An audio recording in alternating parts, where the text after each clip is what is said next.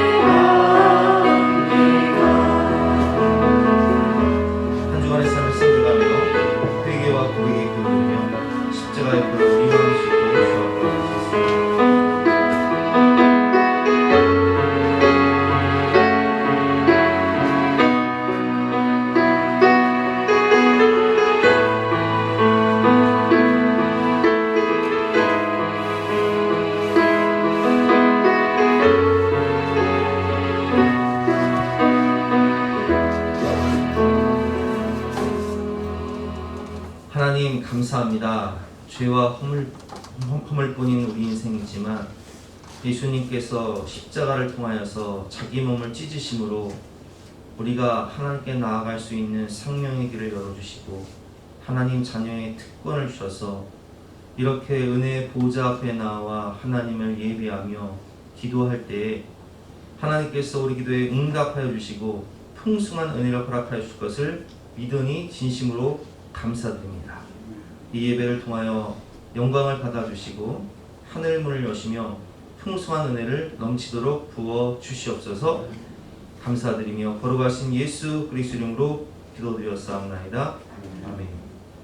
영원하신 성령으로 말미암아 흠없는 자기를 하나님께 드린 그리스도의 피가 어찌 너의 양심을 죽은 행실에서 깨끗하게 하고 살아계신 하나님을 섬기게 하지 못하겠느냐. 그러므로 주 예수 그리스도 안에 있는 자에게는 결코 정죄함이 없느니라. 아멘. 사제를 신하며 다같이 사도신경으로 우리의 신앙을 고백하시겠습니다. 나는 전능하신 아버지 하나님 천지의 창조주를 믿습니다. 나는 그의 유일하신 아들 우리 주 예수 그리스도를 믿습니다. 그는 성령으로 잉태되어 궁정영화에게서 나시고 본디오 빌라도에게 고난을 받아 십자가에 못 박혀 죽으시고 장사한 지 3일 만에 죽은 자 가운데서 다시 살아나셨으니 하늘에 오르시어 전능하신 아버지 하나님 우편에 앉아 계시다가 거기로부터 살아있는 자와 죽은 자를 심판하러 오십니다. 나는 성령을 믿으며 거룩한 공교회와 성도의 교제와 죄를 용서받는 것과 몸의 부활과 영생을 믿습니다. 아멘. 다 같이 앉으셔서 함께 찬양하시겠습니다.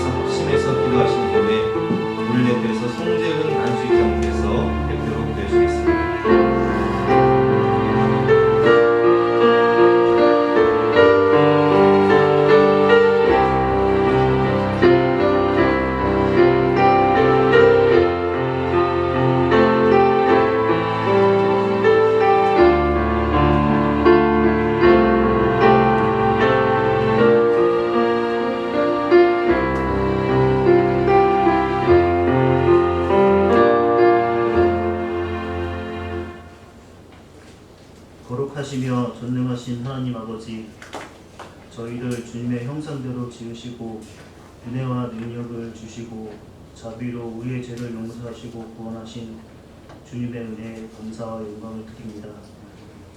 초여름 6월 마지막 주를 맞아 오늘도 저희에게 거룩한 주일을 허락하 주셔서 주님의 성전에 나와 예배드릴 수 있게 하심을 진심으로 감사를 드립니다. 지난 한 주간도 구별된 하나님의 자녀로서 의를 행하지 못하며 죄를 알면서도 죄를 버리지 못했음을 고백합니다. 하나님의 뜻이 아닌 줄을 알면서도 지은 죄들을 오늘 이 시간 주님 앞에 내려놓고 자복하고 회개하오니 우리의 마음을 정결케 하여 새롭게 거듭나는 시간이 되게 하여 주시옵소서. 세상을 살아가면서 온갖 고난과 고통을 마주할 때 기도하라는 말씀을 떠오르지 못할 때가 있습니다. 이제라도 살아계신 하나님께 예배드림을 소홀히 말게 하시고 우리들의 생활이 주의 성수에 우선하는 삶이 되어 섬기는 교회와 가정과 일터에서 풍성한 은혜의 삶을 누리게 하여 주시옵소서. 바라옵기는 모든 성도들이 내 영혼이 잘된 같이 범사가 형통하며 강건하게 하시어서 우리 앞에 놓여진 어려움과 장애가 되는 모든 상황을 극복하고 하나님의 영광을 위하여 살아갈 수 있도록 인도하여 주시옵소서. 육신의 질병과 어두운 가운데 있는 성도들을 치유하여 주시고 경제적인 이유로 힘들어하는 가정들마다 하나님의 부유하심을 체험하게 하여 주시옵소서. 성도들이 사업장과 직장 외에도 복에 복을 더하여 주시옵고 취업을 해야 할 청년들이 좋은 직장을 얻게 하시고 배우자를 찾는 젊은이들에게 하나님께서 예비해 주신 배우자를 순적히 만나 하나님의 나라가 확장되게 하여 주시옵소서. 이 시간 예배할 때 전심으로 하나님만을 높여드리길 원합니다. 예배를 드릴 때 딴 생각들이 틈타지 못하도록 주님께서 우리 생각과 마음을 붙들어 주시고 이 시간 하나님께만 집중할 수 있게 인도하여 주시옵소서. 성령님께서 이곳에 임재하여 주시고 성령님께서 이 예배를 인도하여 주시옵소서. 오늘도 단위에 세우신 담임 목사님 귀한 생명과 축복의 말씀을 증거하실 때 성령께서 함께하사 지치지 않는 열정과 영육간의 강건함과 성령님의 능력을 더하여 주시옵고 목사님의 입술을 통하여 말씀이 선포될 때 오직 살아계신 하나님의 말씀을 통하여 심령마다 변화되고 치유되는 놀라운 은혜와 영광만이 나타나는 귀한 시간이 되게 하여 주시옵소서. 보이지 않는 곳에서 예배를 위해 묵묵히 봉사하시는 성도들에게도 축복을 내려 주시옵기를 원하오며 사랑이 많으신 예수 그리스도의 이름으로 기도드립니다. 아멘.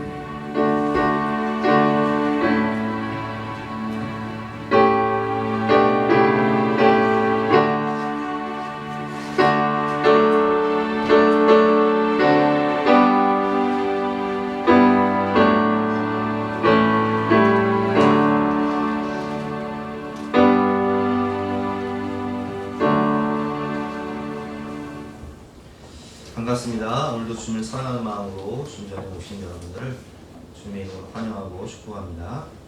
광고 말씀드리겠습니다. 7월 첫째 주일은 맥주감사 주일로 예배를 드립니다. 다음 주 맥주감사 주일 예배를 드릴 때 2022년 상반기 동안 하나님이 주신 은혜를 생각하며 감사하며 기도로 준비하시기를 부탁드립니다. 다음 주일 식사 준비는 1조에서 준비해 주시기를 부탁드립니다. 남성 목장 모임 오늘 2부 예배 후에 모여서 함께 식당으로 이동하도록 하겠습니다. 어르신들 속초를 한번 가려고 제가 수요일에 광고를 드렸는데 이번 주 내내 장마 기간이라 비가 온다고 하니까 장마 끝나고 다시 한번 날짜를 정해서 공지하도록 하겠습니다. 7월 예배위원 및 봉사 안내 게시판 참조해 주시고요. 예배 후에 마스크와 비타민을 하나씩 나눠드리도록 하겠습니다. 마스크와 비타민 한 개씩 받아가시기 바랍니다. 강당훈아 강선아 집사님께서 해주셨습니다. 감사합니다. 오늘 주신 하나님 말씀은 출애굽기 20장 1절부터 6절까지 말씀인데요. 구약성경 112면입니다. 구약성경 112면 출애굽기 20장 1절부터 6절까지 말씀을 제가 공부하겠습니다.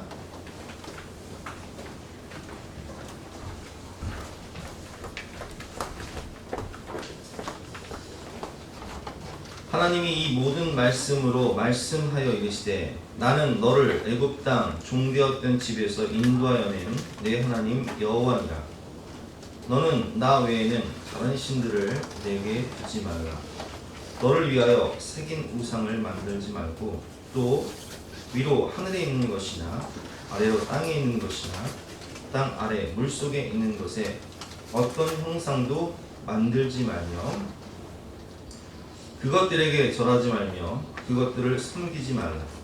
나 내 하나님 여호와는 질투하는 하나님인즉 나를 미워하는 자의 죄를 갚되 아버지께로부터 아들에게로 3, 4대까지 이르게 하거니와 나를 사랑하고 내 계명을 지키는 자에게는 1000대까지 은혜를 베푸느니라. 아멘. 오늘 말씀의 제목은 사랑하기 때문에 라는 제목으로 본 말씀을 의지해서 함께 은혜를 나누도록 하겠습니다. 시내산에서 하나님께서는 10계명을 주시죠. 그래서 제가 지난주에 말씀드렸지만 신약에서는 교회를 세우시기 위해서 성령을 주셨고 구약에서는 하나님의 나라를 위해서 말씀을 주셨다. 그래서 신앙생활의 구축은 바로 말씀과 기도, 성령이다 이렇게 말씀을 드렸는데 10계명뿐만 아니라 우리가 그 신명기를 통해서 분석을 해보면 하나님께서는 총 613개의 율법을 우리에게 주셨어요. 613개의 율법을 살펴보면 248개는 무엇을 하지 말아라, 도둑질하지 말아라, 간음하지 말아라, 이렇게 하지 말아라. 그 다음에 365개는 내 부모를 공경해라, 무엇을 해라, 이렇게 613개의 율법을 주셨습니다. 왜 이렇게 많은 율법을 주셨을까요? 그것은 쉽게 생각하면 사랑하기 때문에 주신 거예요. 저는 아이들에게 잔소리를 가끔 합니다. 우리 아이들이 밤늦게 뭐 딸들은 뭐 집에 항상 있지만 우리 아들은 가끔씩 이제 고3이니까 밤늦게 들어올 때가 있어요. 우리 진경이가 참 착해요. 그래서 뭐 속 한번 안 새기고 뭐 술을 마시거나 담배를 피거나 그러지 않거든요. 그런데 가끔씩 친구들을 만나서 밤늦게 들어오면 걱정이 돼요. 세상이 험하니까. 그리고 막 비가 많이 오는 날 돌아다니면 제가 항상 이렇게 잔소리를 해요. 비 올 때는 우산 때문에 차들이 안 볼 수 있으니까 항상 차가 오는 쪽을 보면서 길을 건너라. 그러면 우리 아들이 저한테 그래요. 아, 아빠 내가 몇 살인데요. 몇 살인데 아직도 그런 잔소리를 해요. 제가 왜 그런 잔소리를 할까요? 소중하니까. 세상이 험하고 또 사건 사고가 많으니까 혹시나 다칠까 봐. 가끔씩 제가 우리 아들한테 그런 얘기를 해요. 너는 절대로 킥보드나 오토바이를 타지 마라. 아, 아빠 그럼 뭘 타고 다니라는 얘기예요. 운전면허를 배워서 차를 타. 제가 그런 이야기를 하는 이유는 제가 오토바이 사고 나는 걸 워낙 많이 보았고 또 킥보드 사고 나는 걸 또 많이 들었기 때문에 아들이 소중하니까, 자녀가 소중하니까 그런 잔소리를 하는 거예요. 우리 아이들이 음식을 먹고 양치를 하지 않고 자면 어떻게 해요? 부모님들은 막 깨우죠. 이는 평생 가지고 살아야 되는데 영구치인데 충치가 걸리면 안 되니까, 이가 상하면 고생하니까 잔소리를 해요. 자녀들이 방학 동안 미래를 준비하지 않고 스마트폰만 보고 또 컴퓨터 게임만 하면 부모님들은 그런 잔소리를 하죠. 얘야, 모든 것은 때가 있으니까 열심히 공부해라. 너를 위해서 미래를 준비해야 된다. 이렇게 잔소리를 한다는 거예요. 왜 이렇게 많은 잔소리를 하죠? 왜 부모는 잔소리 대마왕이 되는 거죠? 사랑하기 때문에 그런 거예요. 부모는 자식에게 온 관심을 쏟고 하나하나를 살피면서 계속 잔소리를 해요. 그럼 아이들은 부모의 마음도 모르고 왜 이렇게 내가 몇 살인데 아직도 그런 잔소리를 하냐고 그렇게 이야기하지만, 부모님들이 자녀들에게 이렇게 잔소리를 하는 이유는 그 존재가 너무 소중하니까, 또 미래를 위해서 내가 이 잔소리를 해야 되니까 잔소리 대망이 되는 거예요. 마찬가지예요, 여러분. 하나님께서 우리에게 이렇게 많은 율법들을 주시고 오늘 십계명을 주신 이유는 우리가 너무 사랑스럽기 때문에, 우리를 위해서, 우리를 사랑하시기 때문에 주신 것이라는 거예요. 오늘 말씀을 통해서 우리가 세 가지를 배울 텐데요. 첫 번째, 십계명을 주신 하나님은 누구이신가? 그분은 우리를 창조하시고 우리를 구원하시는 아버지 하나님이시라는 거예요. 우리가 우리 삶에 모든 두려움이 있고 공포가 있습니다. 무엇이 두렵습니까? 애굽에 있는 이스라엘 백성들에게 무엇이 두려움과 공포였을까요? 그들은 노예였어요. 죽음에 대한 공포가 있었어요. 내 손으로 아들을 낳으면 죽여야 하는 그런 공포와 두려움 속에 살았고, 그들은 배고픔과 광야에 나왔을 때 내가 과연 이 광야에서 무엇을 먹고 살아야 하나, 무엇을 마시고 살아야 하나, 배고픔과 목마름에 대한 두려움이 있었어요. 대적을 만날 때, 아말렉과 같은 대적을 만날 때 대적에 대한 두려움. 우리는 노예들이고 노예 출신들이고 전쟁을 해본 적이 없는데 저 강력한 아말렉 군사들과 어떻게 우리가 이길 수 있을 것인가? 이 전쟁에서 어떻게 우리가 승리할 것인가? 모든 두려움과 공포를 제거해 주시고 문제를 해결해 주시는 하나님. 그래서 하나님께서 오늘 이렇게 말씀하시는 거예요. 내가 너를 낳았고 내가 너를 구원했다. 내가 너를 나의 백성 삼았으니 너는 하나님의 자녀답게 살아라. 그래서 오늘 1절과 2절 말씀에 하나님께서는 이렇게 말씀하십니다. 하나님이 이 모든 말씀으로 말씀하여 이르시되 나는 너를 애굽 땅 종되었던 집에서 인도하여 낸 내 하나님 여호와니라. 아멘. 그렇습니다, 여러분. 하나님은 애굽 땅 종되었던 곳에서 내 힘으로는 그 애굽에서 종살이를 벗어날 수가 없는데, 하나님은 전지전능하신 능력으로 애굽의 10가지 재앙을 행하심으로 6월절 어린 양의 피로 세계 최강대국이었던 애굽을 무너뜨리고 이스라엘 백성들을 구원해내신, 출애굽시키신, 인도하여내신 하나님이시라는 거예요. 누가 야곱의 70명의 가족들을 수백만 명의 민족으로 거듭나게 하셨습니까? 바로 우리 창조주 하나님.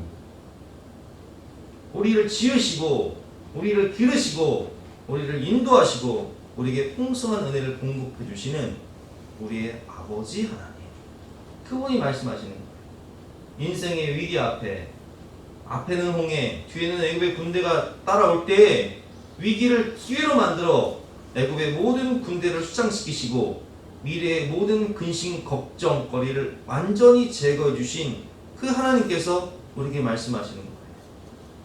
인생의 풍성한 공급자가 되셔서 광야에서 먹을 것이 없을 때 만나 메추라기를 내려주시고 반석에서 물을 내려주신 풍성한 은혜로 공급해 주시는 공급자이신 하나님께서 우리에게 말씀하고 계신 거예요. 구름 기둥과 불 기둥으로 성령의 인도하심으로 우리의 인생길을 인도하시는 보호자 되시고 상담자 되시고 인도자가 되시고 목자가 되신 하나님께서 오늘 우리에게 말씀하십니다. 아말렉과의 전쟁에서 승리를 주신 여호와 니시 하나님, 우리 인생에 승리를 주시는 그 하나님께서 말씀하십니다. 내가 너를 창조하였다. 내가 너를 구원하였다. 그러니 너는 나의 백성이니 나의 자녀이니 나의 자녀답게 하나님의 백성답게 살아라 하시며 이 십계명 말씀을 우리에게 주신 겁니다.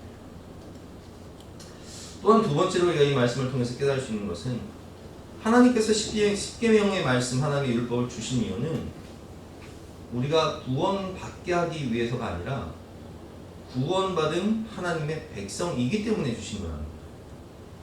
이 십계명의 위치가 십계명에 기록된 그 위치를 보면 출애굽 이전에, 즉 이스라엘 백성들이 구원받기 이전에 주신 말씀이 아닙니다.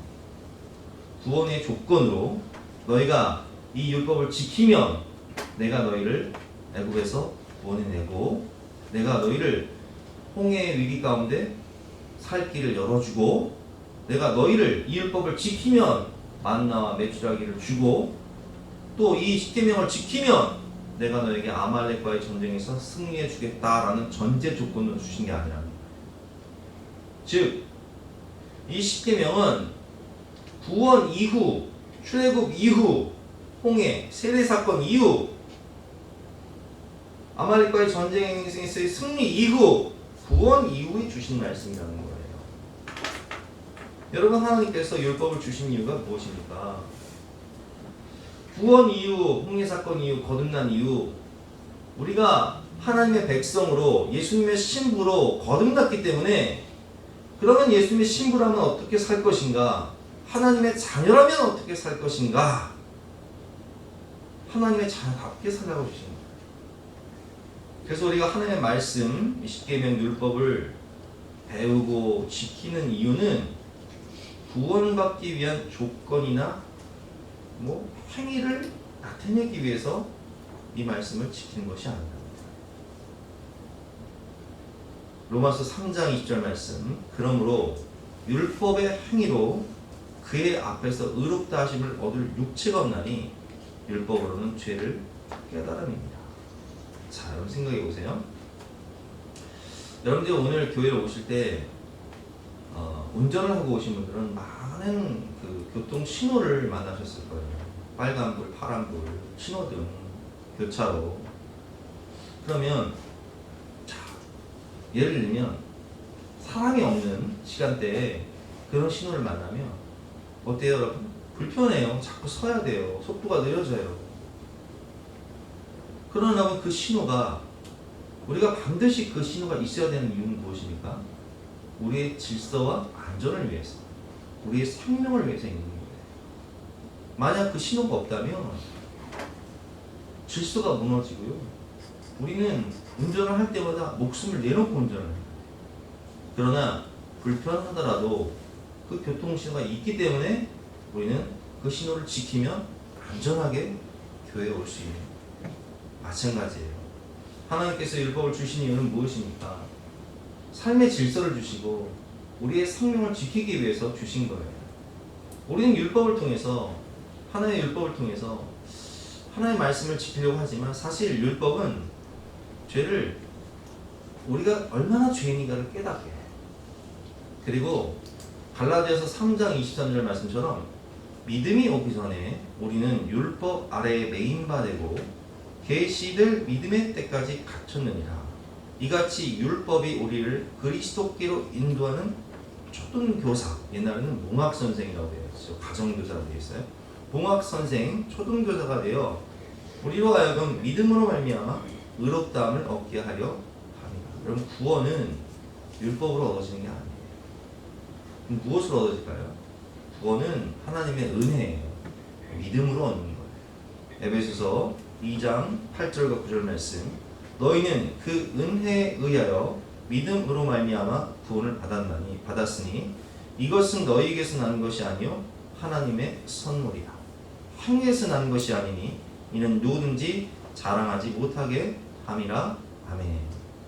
우리가 믿음으로, 예수를 믿음으로 그 어린 양의 피로, 6월절 어린 양의 피로 패스오버, 사망이 넘어가고 심판이 넘어간 것이지, 율법의 행위, 율법을 지킴으로써 구원받은 게 아니라고. 율법은 언제 주신 거라고요? 십계명 언제 주셨어요? 구원 이후. 구원 받은 사람들이 하나님의 자녀답게 살라고 주신 거예요. 자, 예를 들어 볼게요. 다윗이 왕이 되기 전에 어렸을 때 직업이 뭐였어요? 목동이었어요. 양을 치는 목동이었다. 그런데 그가 하나님의 은혜로 왕이 되었습니다. 그러면 이전에 내가 왕이 되기 이전에 어렸을 때 목동으로 살던 그 생활의 패턴, 습관을 그대로 가지고 왕궁으로 돌아오면 되겠어요? 안 되겠어요? 왕궁에 법도가 있어요. 왕으로서의 품격이 있다고. 다시 한번 비유를 해볼까요? 솔로몬이 아가서를 보면 이 술람미 여인과 사랑을 나눕니다. 그래서 술람미 여인이 솔로몬의 아내가 돼요. 그럼 뭐가 되는 거예요? 왕비가 되는 거예요. 근데 술람미 여인은 뭐 하는 사람이었느냐? 과수원에서 농사 짓던 농부였어요. 그런데 그 농부였던 사람이 왕을 만났어요. 그래서 결혼을 해서 한순간 신분이 상승해 버렸어. 그러니까 어떻게 살아야 되겠냐면 왕실의 법도를 따라서, 왕실의 규례를 따라서 품격 있는 여왕의 삶을 살아야 돼요. 어떤 나라에 한 아이가 있었어요. 이 아이는 왕자였어요. 그런데 그 나라의 전쟁이 나서 막 난리통에 유모가 이 왕자를 살리기 위해서 난리통이니까 막 이 아이를 안고 도망을 간 거예요. 그 나라는 이제 빼앗기고 왕도 도망을 가고, 그래서 10년 넘게 한여 이제 유모 밑에서 평민으로 살다가 이 아이가 유모가 죽고 이제는 오갈 데가 없으니까 길거리에서 거지 생활을 한 거예요. 노숙자 생활을 한 거예요. 근데 그 왕이 이제 군대를 이제 다시 재편성해서 국력을 키워서 다시 그 나라를 정복을 했어요. 그리고 이제 수소문을 해서 자기 아들을 찾았는데 이 아이가 오랫동안 길거리에서 노숙 생활을 하면서 거지로 살았던 거예요. 근데 이 아이를 찾았으니까 얼마나 기쁘겠어요. 내 사랑하는 아들을 찾았으니 얼마나 기쁘겠어요. 자, 이 아이가 이제 노숙자 거지에서 하루아침에 신분이 뭘로 돼요? 왕자가 되겠죠? 왕실로 옵니다. 이제 왕자 옷을 입습니다. 이제 어떻게 밥을 먹을 때도 어떻게 먹어야 돼요? 거지처럼 먹으면 되겠어요? 안 되겠어요? 왕자의 품격을 지켜야겠죠? 또 왕실의 법도를 하나하나씩 배워나가는 거예요. 마찬가지예요. 우리가 이전에는 신분이 뭐였어요? 죄의 노예였어요. 죄의 장아찌였어요. 마귀의 종로로 됐다고. 그런데 하나님께서 우리를 사랑하셔서 예수 그리스도의 거룩한 그 6월절 어린 양의 피로 우리를 값으로 사셔서 우리는 예수 그리스도의 거룩한 신부가 되었고 하나님 자녀가 되었다는 거예요. 그래서 하나님 자녀답게 품격 있게 살아라. 하나님 자녀답게 세상의 빛으로 살아라. 하나님 자녀답게 덕스럽게 살아라. 하나님 자녀답게 생명을 구원하며 살아라. 예수님의 신부답게 죄 짓지 말고 거룩하게 살아라. 선물로 주신 것이 뭐라고요? 그게 십계명이고 율법이에요. 구원 받기 위해서 이 말씀을 지키는 것이 아니라 더 정확히 말하면 구원하기 위해서 지키는 거예요. 아직 구원받지 못한 우리 가족들에게 하나님 자녀로서의 품격 있는 삶을 보여주고 예수 그리스도의 신부로서 거룩한 삶을 보여줌으로써 아, 나도 저렇게 내 신분이 변화되고 내 정체성이 변했으면 좋겠다. 나도 좀 하나님 자녀가 되었으면 좋겠다. 나도 예수님의 신부가 되었으면 좋겠다. 이런 생각을 갖게 하기 위해서 하나님 말씀을 주신 거라고요. 세 번째로 우리가 깨달을 수 있는 것은 십계명은 관계인데요.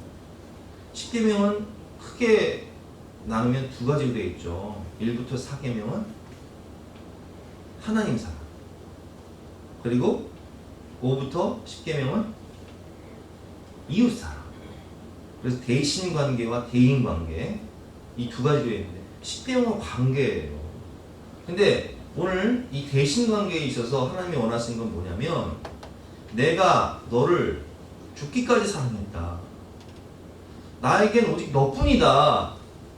내가 너만 바라보는 것처럼 너도 나만 바라보며 나만 사랑해 줄 수 없겠니? 이것을 요구하십니다. 오늘 본 말씀 3절 한번 읽어보겠습니다. 너는 나 외에는 다른 신들을 내게 두지 말라 이렇게 되어 있습니다. 이걸 히브리 원어로 정확히 해석하면 내 얼굴 앞에, 너와 내 얼굴 사이에 그 어떤 것도 두지 말라는 거야. 너와 내 얼굴 앞에 어떤 것도 개입되거나 끼어들어서는 안 된다는 거예요. 그러니까 우리 아이들이 가끔 그런 얘기를 해요. 예를 들면 우리 수혜가 나랑 이제 대화를 하는데 제가 핸드폰을 보고 있어요. 그러면 뭐라고 하는지 아세요? 아빠, 핸드폰 보지 말고 나 좀 봐. 제가 우리 아이와 대화를 하는데 아이가 핸드폰으로 드라마를 보고 있는 거예요. 나는 아이가 보고 싶어서 집에 갔는데 밤늦게 보고 싶어서 갔는데 아이가 핸드폰 드라마만 보고 있는 거예요. 그럼 제가 뭐라고 하겠어요? 드라마 좀 그만 보고 아빠 좀 봐. 나 너 보고 싶어서 왔어. 제가 어제도 설교 준비를 늦게까지 하면서 근데 애들이 보고 싶은 거예요? 저녁을 먹었나 궁금한 거예요? 그래서 일부러 간 거예요. 다시 교회 왔어요. 왜 가요? 잠깐이라도 잘 있나? 그냥 보고 싶은 거예요. 나와 너 사이에 다른 것이 개입되면 안 된다. 하나님께서는요, 오늘 말씀을 보면 질투하시는 하나님에 대해서 나오는데 4절부터 5절까지 말씀 한번 같이 읽어보겠습니다. 너를 위하여 새긴 우상을 만들지 말고 또 위로 하늘에 있는 것이나 아래로 땅에 있는 것이나 땅 아래 물속에 있는 것에 어떤 형상도 만들지 말며 그것들에게 절하지 말며 그것들을 섬기지 말라. 내 하나님 여호와는 질투하는 하나님인즉 나를 미워하는 자의 죄를 갚되 아버지께로부터 아들에게로 3, 4대까지 이르게 하거니와. 아멘. 하나님은 질투하시는 하나님이신데 그래서 나를 미워하는 자의 죄를 갚되 아버지께로부터 아들에게로 3, 4대까지 이르게 하거니와. 근데 이 말씀을 보면 그러면 아버지가 죄를 지면 아들까지 3, 4대까지 벌을 받나? 사실 그건 아니에요. 신명기 말씀을 보면 신명기 24장 16절 말씀에 아버지는 그 자식들로 말미암아 죽임을 당하지 않을 것이요 자식들은 그 아버지로 말미암아 죽임을 당하지 않을 것이니 각 사람은 자기 죄로 말미암아 죽임을 당할 것입니다. 아멘. 근데 이 말씀의 의미는 신앙은 영향력이 있다는 거예요. 아버지의 삶이 영향력이 있다는 거예요. 부모의 삶이 자식들에게 그대로 영향을 끼친다는 거예요. 그래서 부모가 안 좋은 죄를 짓게 되면 그것이 그 가정에 자녀들에게 영향을 미칠 수밖에 없어요. 근데 우리가 하나님 말씀을 통해서 들었지만 많은 간증을 통해서 들었지만 아버지가 더 나쁜 그런 막 폭력과 술 취함과 외도와 이런 나쁜 습관을 가지고 있어요. 아이들이 상처를 받고 자라잖아요. 또 어떤 경우는 자신의 죄 때문에 교회를 떠나면서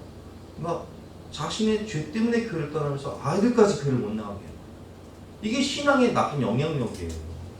이게 3, 4대까지 미친다는 거예요. 그런 것이 자기 죄 때문에 심판을 받지만 신앙의 영향력이 있다. 특별히 질투하시는 하나님에 대해서 우리가 배울 텐데요. 질투는 사랑을 전제로 합니다. 사랑의 관계이기 때문에 질투를 해요. 쉽게 생각하면 우리 사랑이가 이제 막내인데요. 우리 사랑이는 막내다 보니까 내가 사랑을 다 독차지해야 돼 라는 그런 마음이 있어요. 그래서 전화를 해도요. 제가 이제 전화를 합니다. 교회에서 일하다 전화를 해요. 그러면 누구한테 가장 먼저 해야 될까요? 사랑이한테. 수희한테 먼저 전화를 하면 삐져버려요. 왜 그래요? 우리 집 사랑은 내가 다 독차지해야 된다는 거예요. 그래서 사랑이한테 먼저 전화하고 그 다음에 수혜 전화하고 그 다음 진경 전화하는 거예요. 우리 사랑이 앞에서는요 남의 집 개도 이뻐하면 안 돼요. 왜 그런 줄 아세요? 엄마 아빠는 나만 사랑해야 돼. 왜 저 개를 이뻐하는 거야? 하면서 삐져버려요. 왜 그런 거예요? 사랑을 독차지하고 싶은 마음인 거예요. 그게 사랑인 거예요. 마찬가지잖아요.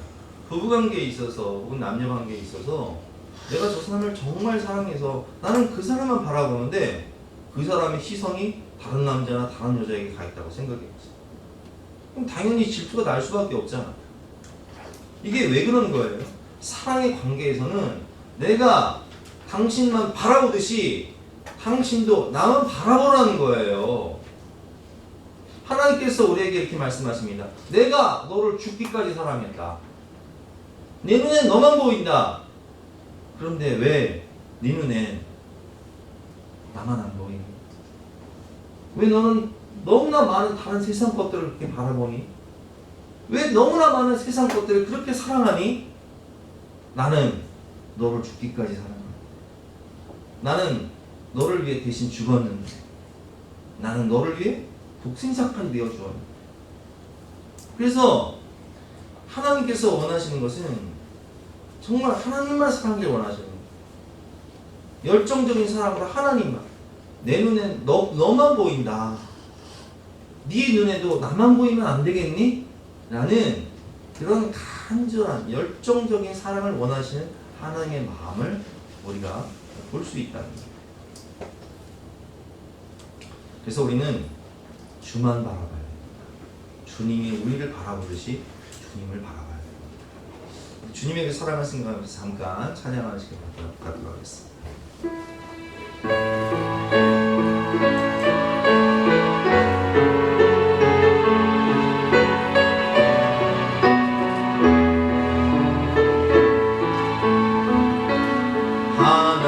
하나님의 사랑을 사모하는 자, 하나님의 평안을 바라보는 자, 너의 모든 것 창조하신 우리 주님이 너를 얼마나 사랑하시는지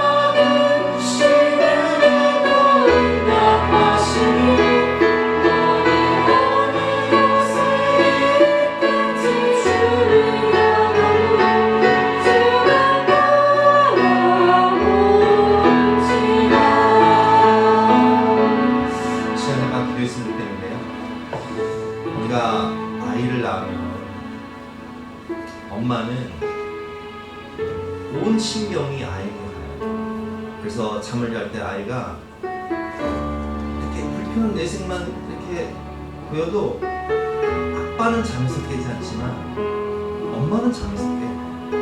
그리고 아이를 봐요. 그리고 아기를 젖을 먹일 때면 아이는 그냥 젖을 먹지 않고 꼭 엄마와 눈 맞춤을 해요.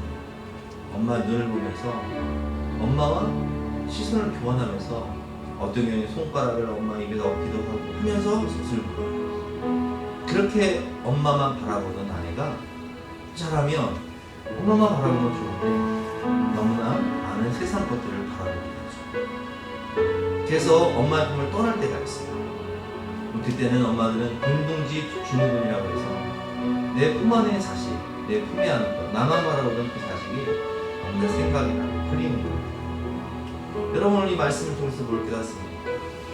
하나님께서는 우리를 창조하시고 우리를 구원하시는 우리의 아버지시요 우리의 어머니세요. 우리의 부모님이시죠. 그 부모 되시는 하나님께서 우리에게 말씀하십니다. 내가 너를 사랑한다. 내가 너를 죽기까지 사랑한다. 내 눈엔 너만 보인다. 너도 나를 그렇게 사랑해 줄 수는 없겠니? 나를 바라봐 줄 수는 없겠니? 우리 이 시간 주님께 우리의 사랑을 고백했으면 좋겠습니다. 주님, 내가 주님을 사랑합니다. 우리를 창조하신 하나님, 우리를 구원하시는 하나님, 우리의 공급자가 되시고 우리의 보호자가 되시고 우리의 인도자가 되시는 하나님, 내가 주님을 사랑하기를 원합니다. 우리 이 시간 간절한 마음으로 주여 한번 해주시고 기도하겠습니다. 주여!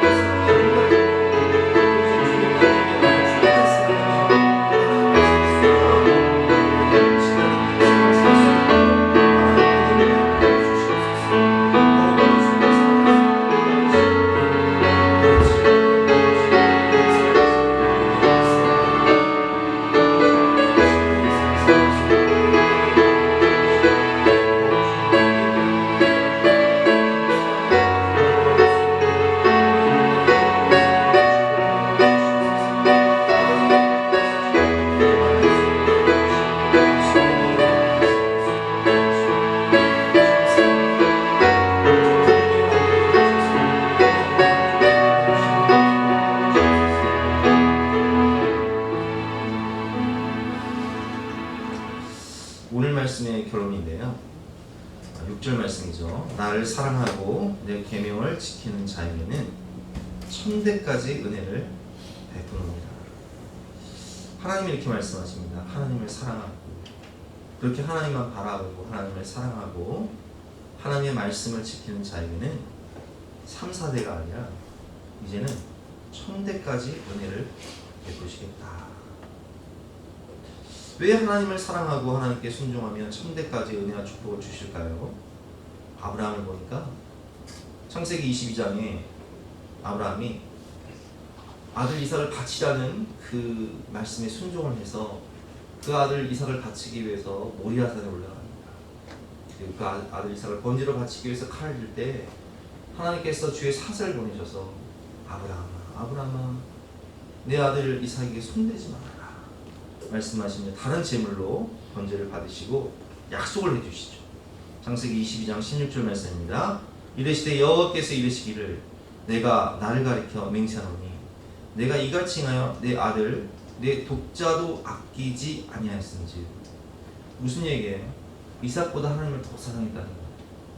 100세에 낳은 아들 이삭보다 하나님을 더 사랑하고 하나님께 우선순위를 두었은즉 내가 내게 큰 복을 주고 내 씨가 크게 번성하여 하늘의 벌과 같고 바닷가의 모래와 같게 하리니 내 씨가 그 대적의 성문을 차지하리라. 또 내 씨로 말미암아 천하 만민이 복을 받으리니 이는 내가 나의 말을 준행하였음이니라 하셨다 하니라. 아멘. 그래서 아브라함에게서 이삭이 낳고 이삭에게서 야곱이 낳고 야곱의 12아들이 이스라엘 12지파가 되고 하나님의 백성이 되고 그리고 아브라함과 다윗의 후손으로 누가 오세요? 예수 그리스도가 오시는 거예요. 예수 그리스도를 말미암아 천하 만민이 복을 받게 되는 거예요. 생명의 구원의 복을 받게 되는 것이죠. 다윗도 마찬가지였어요. 사무엘하 7장 1절을 보면 여호와께서 주의 모든 원수를 무찌르사 왕으로 궁에 편안하게 살게 하실 때 다윗 왕이 선지자 나단에게 이렇게 말합니다. 볼지어다 나는 백향로 궁에 살거늘 하나님의 궤는 흑장 가운데 있도다. 나는 이렇게 하나님께서 은혜와 축복을 주셔서 왕이 되어서 이렇게 아름다운 백향로 구로 궁전을 짓고 편안하게 사는데 하나님의 법궤는 아직도 그런 천조가리와 같은 휘장 가운데 있다는 거예요. 그래서 하나님을 위해서 성전을 짓고 싶다는 거예요. 3절 말씀이 나단이 왕께 아뢰되 여호와께서 왕과 함께 계시니 마음에 있는 모든 것을 행하소서 하니라. 나단은 왕께서 이렇게 마음에 감동이 오시면 왕이 원하는 대로 그런 성전을 건축하시죠 라고 얘기를 했는데 4절 말씀에 그 밤에 여호와께서 여호와의 말씀이 나단에게 임하여 이르시되 하나님이 나단에게 나타나셔서 이렇게 말씀하세요. 내 사랑하는 다윗이 나를 위해 집을 짓겠다고? 됐다. 내가 마음은 받겠다. 그런데 그 마음이 하도 기특해서 내가 다윗을 좀 축복해주고 싶구나 하시며 8절 말씀에 이렇게 말씀하십니다. 그러므로 이제 내 종 다윗에게 이같이 말하라. 만군의 여호와께서 이와 같이 말씀하시기를 내가 너를 목장 곧 양 따른 데에서 데려다가 내 백성 이스라엘의 주권자로 삼고 내가 가는 모든 곳에서 내가 너와 함께 있어 내 모든 원수를 내 앞에서 멸하신즉 땅에서 위대한 자들의 이름같이 내 이름을 위대하게 만들어 주리라. 첫 번째 약속이 뭐예요? 다윗의 이름을 위대하게 만들어 주리라. 그래서 다윗의 이름은 정말 위대한 이름이 됐어요. 지금도 전 세계에 다윗이라는 이름으로 많은 사람들이 이 이름을 짓고 있죠. 우리나라에도요 교회마다 다윗은 다 있어요. 그리고 11절 말씀에 보면 전에 내가 사사에게 명령하여 내 백성 이스라엘을 다스리게 하는 때와 같지 아니하고 너를 모든 원수에게서 벗어나 편히 쉬게 하리라. 여호와께서 또 내게 이르노니 여호와가 너를 위하여 집을 짓고 여기서 이 집을 짓는다는 뜻은 너의 가문을 세워준다는 너의 집안을 세워준다는 내가 너의 집안을 세워줄게. 그래서 이 이스라엘 이 북이스라엘과 남유다의 왕권을 보면 남유다는 다윗의 왕조예요. 끝까지 다윗의 왕조예요. 수백 년이 지나도 다윗의 왕조예요. 왜 그럴까요? 12절 말씀 보니까 내 수완이 차서 내 조상들과 함께 누울 때 내가 내 몸에서 내 씨를 내 뒤에 세워 그의 나라를 견고하게 하리라. 그는 내 이름을 위하여 집을 건축할 것이요 나는 그의 나라 왕위를 영원히 견고하게 하리라. 내 집과 내 나라가 내 앞에서 영원히 보존되고 내 왕가 영원히 견고하리라 하셨다 하라. 아멘. 다윗의 후손인 왕들이 어떤 사람은 믿음이 좋고 어떤 사람들은 믿음이 연약해요. 그래서 하나님을 기쁘시게 했던 히스기야나 또 요시야 같은 경우 굉장히 하나님을 기쁘시게 했지만 그렇지 못한 왕들이 있었어요. 그러나 하나님께서는 성경을 통해서 말씀하시기를 내 종 다윗을 생각하사 다윗 때문에 남자가 다윗의 왕조가 계속 이어지는 거예요. 그리고 아브라함과 다윗의 후손으로 마태복음을 보면 예수님이시죠. 그러니까 오늘 말씀 내 나라가 영원히 견고하게 되리라. 내 왕위가 영원히 견고하게 되리라. 영원한 하나님의 나라 그 계보에 아브라함이 들어가고 다윗이 들어간 거예요. 왜 그래요? 하나님을 사랑했기 때문에. 하나님 말씀을 순종했기 때문에. 여러분 이 말씀을 통해서 우리가 뭘 깨달을 수 있습니까? 마태복음 6장 33절 말씀이죠. 그런즉 너희는 먼저 그의 나라와 그의 의를 구하라. 그자는 이 모든 것을 너에게 더하시리라. 우리가 하나님의 것을 먼저 구하면 하나님은 우리를 생각하신다는 거예요. 그래서 이 모든 것을 더해 준다는 거예요. 우리가 하나님을 기쁘시게 하면 하나님도 우리의 마음의 소원을 이루신다는 거예요. 시편 37편 4절 말씀. 또 여호와를 기뻐하라. 이 뜻은 하나님을 기쁘시게 하다는 거예요. 하나님을 기쁘시게 하면 그가 내 마음의 소원을 내게 이루어 주십니다. 여러분, 솔로몬이 하나님을 사랑하는 마음으로, 정말 순수한 마음으로 1,000번제를 드려요. 1,000마리의 소를 그냥 번제로 드려. 얼마나 힘들었겠어요. 나라가 난리가 났을 거예요. 그런데 하나님께서 그 마음을 너무 기뻐 받으시면서 꿈에 나타나셔서 이렇게 말씀하시죠. 너는 말하라. 네 소원이 무엇이냐. 그러나 솔로몬은 정말 욕심 없이 백성들을 잘 다스리고 심판할 수 있도록 지혜의 마음, 듣는 마음을 하나 구하는데, 하나님은 솔로몬이 구하지 아니하는 전무후무한 축복과 은혜를 넘치도록 주셨어요. 왜 그래요? 하나님을 기쁘시게 하니까. 솔로몬이 아뢰지 않은 마음의 소원 또한 하나님은 넘치도록 부어주십니다. 시편 112편 1절 말씀에 할렐루야 여호와를 경외하며 그의 계명을 크게 즐거워하는 자는 복이 있도다. 그의 후손이 땅에서 강성하며 정직한 자들의 후손에게 복이 있으리로다. 부와 재물이 그의 집에 있으며 그의 공의가 영구히 서 있으리로다. 아멘. 여러분, 우리가 하나님을 사랑하는 마음으로 주를 기쁘시게 할 때 하나님은 우리 집안을 세워주시고요, 우리를 위대하게 만들어 주시고 우리의 후손들을 복주고 복주며 번성하게 하고 번성하게 하시되, 누구 때문에? 나 때문에 천대가 은혜와 축복을 받는 거예요.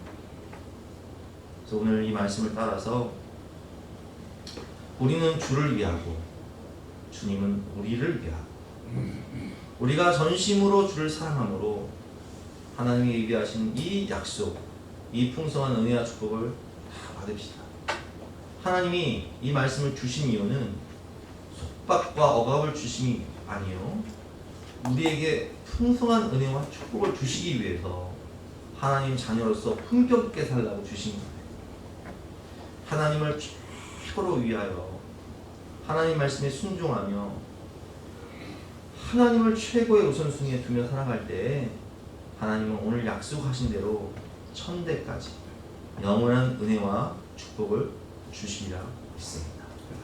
우리 함께 말씀을 생각하면서 찬송가 379장 204장 힘차게 박수치면서 찬양하도록 하겠습니다.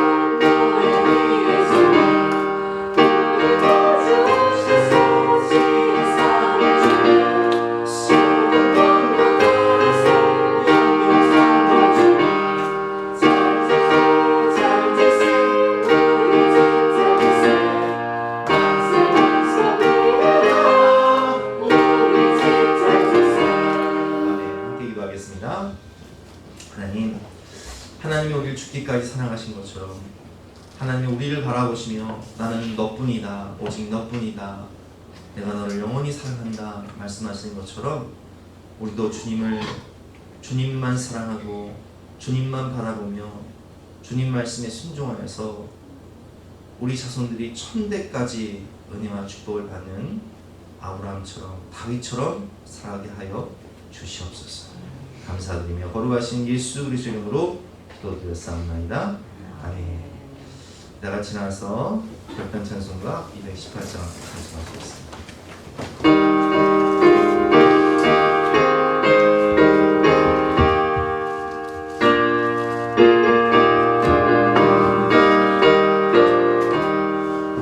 내 맘과 정성을 다하여서 주를 하나님을 사랑하라.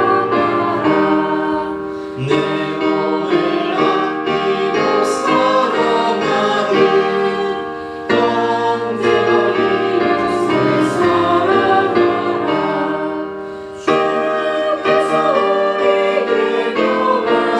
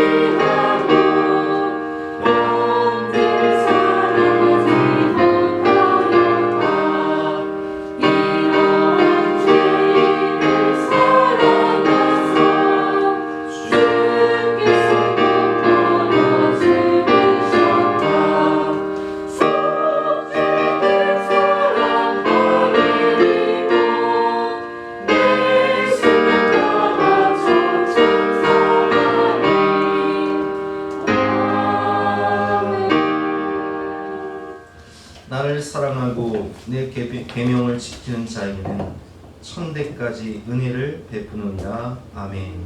하나님 감사합니다. 주님을 사랑하고 하나님의 말씀을 지키며 오직 하나님의 나라와 주님의 의를 구하는 우리 모든 성도님들 가정 가운데 자녀들을 앞날 위해 천대의 축복과 은혜를 넘치도록 부어 주시옵소서. 하나님 약속하신 대로 할렐루야 여호와를 경외하며 그의 계명을 크게 즐거워하는 자는 복이 있도다. 그의 후손이 땅에서 강성하며 정직한 자들의 후손에게 복이 있으리로다. 부와 재물이 그의 집에 있으며 그의 공의가 영구히 서 있으리로다 하신 말씀이 그대로 이루어지게 하여 주시옵소서. 감사드리며 예수 그리스도의 이름으로 기도드렸사옵나이다. 아멘. 지금은 우리 구주 예수 그리스도의 은혜와 하나님의 영원하신 사랑과 성령님의 감화감동 역사하심이 우리 모든 성도님들과 모든 우리 다음 세대들 머리머리 위에 앞날 위에 지금부터 영까지 함께 하시기를 간절히 축원하옵나이다. 아멘.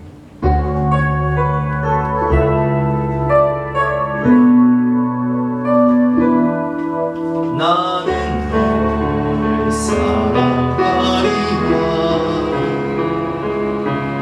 나는 너를 사랑하리라.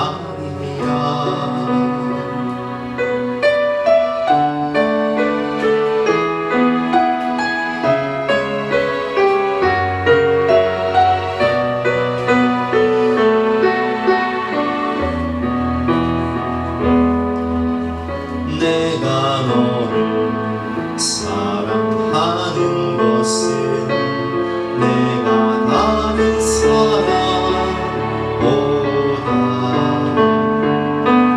낯서가 아니라.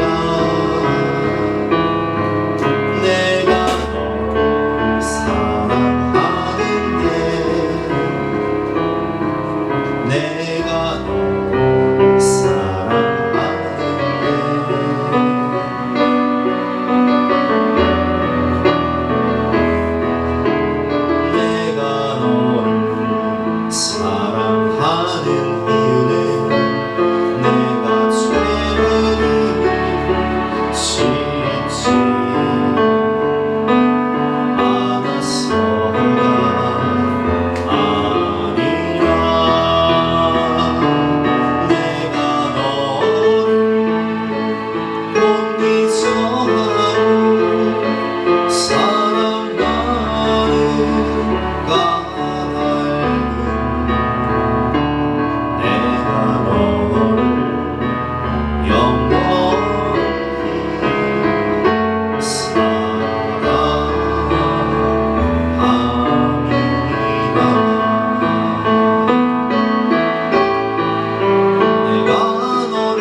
사랑하고 영광롭게 하는데 오가 너를 정죄하리요